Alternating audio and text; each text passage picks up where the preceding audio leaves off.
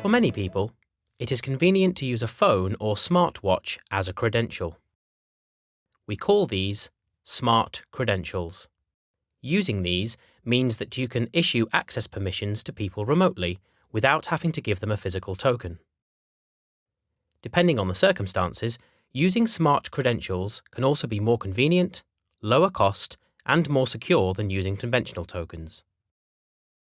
Paxton10 has Bluetooth Smart technology built in across the entire range of readers.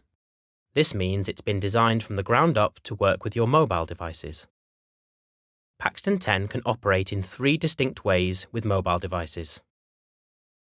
In token mode, you must hold your device close to the reader just as you would with a token. In tap to enter mode, you simply tap the reader with your hand whilst your mobile device is within a metre or 2 range.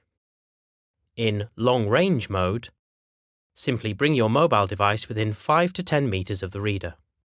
In a busy area, this could result in a door opening unintentionally. For this reason, long range mode is likely to be most practical for car park barriers. When using smart credentials, it is necessary to set the mode you wish to use for each door. Navigate to a door and select Readers within the Configuration tab.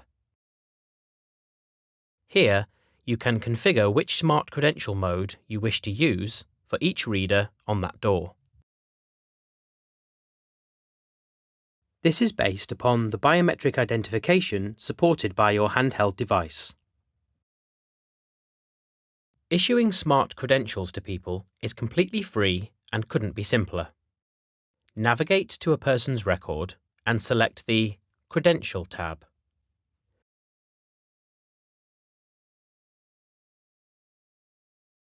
Select Add New Credential and choose Smart Credential. If you have already entered the person's email address in their record, then the email field will be pre-populated. Otherwise, enter it here. Clicking OK will send an email to the person with all the information they need.